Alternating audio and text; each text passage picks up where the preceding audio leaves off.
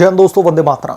लोकतंत्र के चौथे स्तंभ को हिलाने का दावा करते हुए कांग्रेस पार्टी के नेता राहुल गांधी ने हरियाणा के विधानसभा के चुनाव में दोस्तों कल वोट चोरी का ऐसा हंगामा मचाया कि लग रहा था मानो उन्होंने कोई हाइड्रोजन बम फोड़ा है।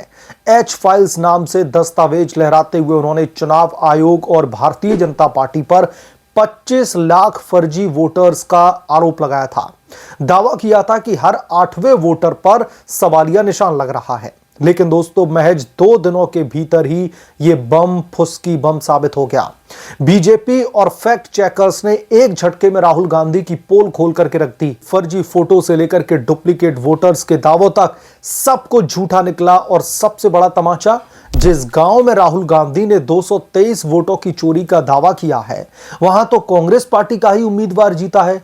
तो फिर सवाल वाजिब है कि क्या कांग्रेस पार्टी ने खुद ही वोट चोरी करवाई थी या फिर यह बस हार की खीज में फेंका गया फुसफेट बम था जो उल्टा खुद अब फूट पड़ा है कांग्रेस पार्टी पर ही।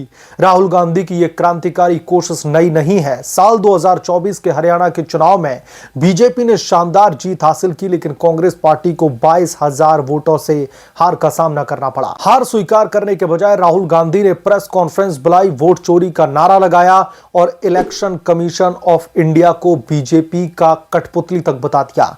लेकिन दोस्तों सच्चाई सामने आने पर उनका चेहरा लाल हो गया है। आइए दोस्तों इस फुसकी बम के धमाके को एक एक कंकड़ इसके उठाते हैं और जरा समझने की कोशिश करते हैं कि कैसे ही अब यह बम कांग्रेस के लिए सुसाइड बम बन गया है। राहुल गांधी ने दोस्तों एच फाइल्स जारी की, जिसमें दावा किया कि हरियाणा में 5 लाख से ज्यादा डुप्लीकेट वोटर हैं जो बीजेपी ने चुनाव चुराने के लिए डाले थे। एक उदाहरण के तौर पर उन्होंने राय विधानसभा क्षेत्र का नाम लिया, जहां पर कथित तौर पर एक महिला ने 22 बार वोट डाला था। लेकिन वो कौन थी महिला? ब्राजील की एक मॉडल। राहुल गांधी ने उसकी फोटो दिखाई, लेकिन जांच में पता चला कि यह फोटो स्टॉक इमेज थी जो इंटरनेट पर बिकती है। दरअसल ब्राजील की मॉडल ने खुद यह सफाई दी, क्या यह पागलपन है? मैं हरियाणा में तो हूं ही नहीं। इंडिया टुडे की जांच ने तो राहुल गांधी के दावे को पूरी तरीके से बेनकाब कर दिया। वो रहस्यमयी महिला असल में स्टॉक फोटो मॉडल थी। इलेक्शन कमीशन ऑफ इंडिया ने भी राहुल गांधी के आरोपों को सिरे से खारिज कर दिया। चुनाव आयोग ने कहा कि कांग्रेस पार्टी के पोलिंग एजेंट क्या कर रहे थे? फर्जी वोटरों का दावा समय पर क्यों नहीं उठाया गया? जो तमाम मीडिया रिपोर्ट्स हैं, दरअसल उन्होंने रियलिटी चेक किया है और उस रियलिटी चेक में पाया कि राहुल गांधी के फर्जी वोटर वाले नाम असल में वैध हैं, सही एड्रेस है, आईडी कार्ड के साथ में वोट डाले गए हैं। यानी कि राहुल गांधी जो भी बातें या फिर जो भी दावे कर रहे हैं वो पूरी तरीके से झूठे हैं। एक गांव में तो कई घर एक ही प्लॉट पर बने होने से एड्रेस डुप्लीकेट लगे, लेकिन वोटर अलग अलग निकले। राहुल गांधी का हाइड्रोजन बम तो बस आतिशबाजी साबित हुआ, धुआं तो निकला, लेकिन नुकसान इसका न तो इलेक्शन कमीशन ऑफ इंडिया को हुआ, ना ही भाजपा को। अब आते हैं दोस्तों उस सबसे हास्यास्पद मोड़ पर जो राहुल गांधी की सियासी नासमझी को बेनकाब करता है। उन्होंने दावा किया कि एक गांव में 223 वोट डुप्लीकेट हैं जो बीजेपी ने चुराए हैं। लेकिन इंडिया टुडे की जांच ने खुलासा किया कि वो गांव तो कांग्रेस पार्टी के पक्ष में वोटिंग कर चुका था। मतलब अगर चोरी हुई है तो कांग्रेस पार्टी के ही वोट चोरी हुए और फिर भी उनका उम्मीदवार जीत गया। तो सवाल उठता है कि क्या कांग्रेस पार्टी ने खुद ही चोरी करवाई ताकि हार को छुपाया जा सके, या फिर राहुल गांधी को आंकड़ों की इतनी समझ नहीं है कि जीत वाली सीट पर चोरी का आरोप लगा बैठे। लेकिन बात यही है कि जो झूठ होता है उसके पांव नहीं होते। राहुल गांधी ने वही किया, एक ऐसा झूठ जो है उन्होंने चला जिसके पांव ही नहीं थे, वो वहीं पर धड़ाम से गिर गया। राय विधानसभा में कांग्रेस पार्टी के प्रत्याशी ने खुद वोटिंग में गड़बड़ी की शिकायतें की, लेकिन चुनावी परिणाम में वो हार गए। फिर भी राहुल गांधी का दावा गांव स्तरीय था जहां पर कांग्रेस पार्टी मजबूत थी। दोस्तों ये विरोधाभास कांग्रेस पार्टी की विश्वसनीयता पर सवाल खड़े करता है। हार मानो तो हार, लेकिन झूठे आरोप लगाकर खुद को पीड़ित बनाना, यही तो कांग्रेस पार्टी का पुराना हथकंडा है। कांग्रेस पार्टी का यह पैटर्न नया नहीं है। कर्नाटक चुनावों में भी वोट चोरी का रोना रोया गया था, लेकिन हार स्वीकार कर ली। छत्तीसगढ़ में भी यही हुआ।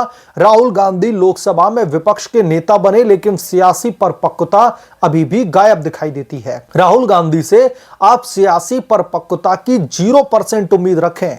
प्रियंका गांधी ने भी इलेक्शन कमीशन ऑफ इंडिया पर निशाना साधा, लेकिन फैक्ट्स के आगे सब कुछ फीका पड़ गया। बीजेपी ने तंज कसा। राहुल गांधी जी वोट चोरी का आरोप लगाने से पहले अपनी पार्टी के पोलिंग एजेंट से तो पूछ लीजिए। इस फुस्की बम ने कांग्रेस पार्टी को राजनीतिक रूप से कमजोर कर दिया है। साल 2025 के बिहार चुनावों से ठीक पहले यह विवाद राहुल गांधी की न्याय यात्रा वाली इमेज को धक्का देगा। वोट जो जितने भी वोटर हैं, दरअसल वो सोचेंगे जो लोग फर्जी दस्तावेज लहराते हैं, स्टॉक फुटेजेस को सबूत बनाने की कोशिश करते हैं, वो विकास के वादों पर भरोसा कैसे करें। बीजेपी ने इस मौके पर दरअसल हाथ रख दिया है, इस मौके का पूरा फायदा उठाया।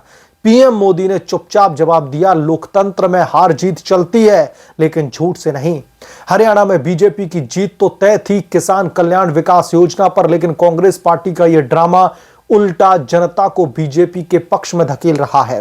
कांग्रेस पार्टी के अंदर भी बेचैनी है। मल्लिकार्जुन खड़गे और अन्य नेता चुप्पी साध करके बैठे हुए हैं, क्योंकि राहुल गांधी का बम फूटा तो पार्टी का नुकसान। क्या यह हाइड्रोजन बम असल में कांग्रेस पार्टी की आंतरिक कलह का विस्फोट था? कांग्रेस पार्टी में जो आंतरिक कलह चल रही थी, क्या उसका एक ये विस्फोटक था? सवाल दोस्तों कई सारे हैं, जवाब एक है। कांग्रेस पार्टी को अब आईना देखना होगा। राहुल गांधी का वोट चोरी का बम फुसकी साबित हो चुका है, जो न भारतीय जनता पार्टी को छू सका, ना ही इलेक्शन कमीशन ऑफ इंडिया को, बल्कि 223 वोटों वाले गांव की जीत ने तो खुद राहुल गांधी और कांग्रेस पार्टी पर सवाल खड़े कर दिए हैं।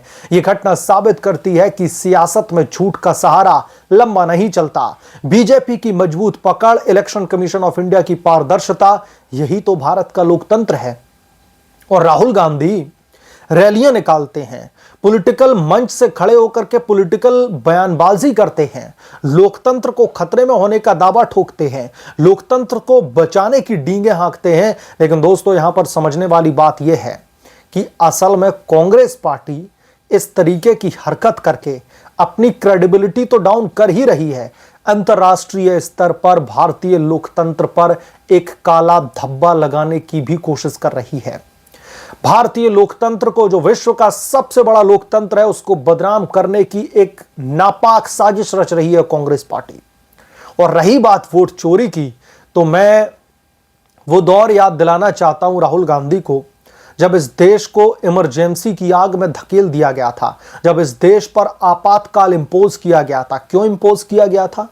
उनकी दादी श्री इंदिरा गांधी जो चुनाव में गड़बड़ियां करके जीती थी, जो वोट चोरी करके चुनाव उन्होंने जीता था, उसकी वजह से कोर्ट ने जो बड़ा आदेश जारी किया इंदिरा गांधी के खिलाफ में, न सिर्फ उनकी सदस्यता को अयोग्य ठहरा दिया, बल्कि उनके ऊपर 4 से 5 साल का बैन तक लगा दिया इलेक्शन लड़ने के लिए। और तब उन्होंने इस देश को आपातकाल में धकेल दिया। तो राहुल गांधी, वोट चोरी तो आपकी दादी मां की तरफ से शुरुआत की गई है।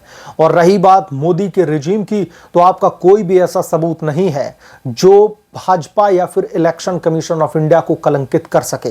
आप कलंकित अगर कर रहे हैं तो कांग्रेस पार्टी को खुद कर रहे हैं। बहरहाल आप क्या सोचते हैं इसके बारे में, आपकी क्या राय है, कमेंट करके जरूर बताएं। जल्द मिलूंगा किसी दूसरे बड़े अपडेट के साथ में, तब तक के लिए धन्यवाद। अगर आप लोग चैनल पर नए हैं तो प्लीज चैनल को सब्सक्राइब करें, साइड बने बेल आइकन को जरूर प्रेस करें, ताकि जब भी मैं कोई बड़ी खबर लेकर के आऊं, कोई नया अपडेट लेकर के आऊं, तो इसकी जानकारी सबसे पहले आपको लगे।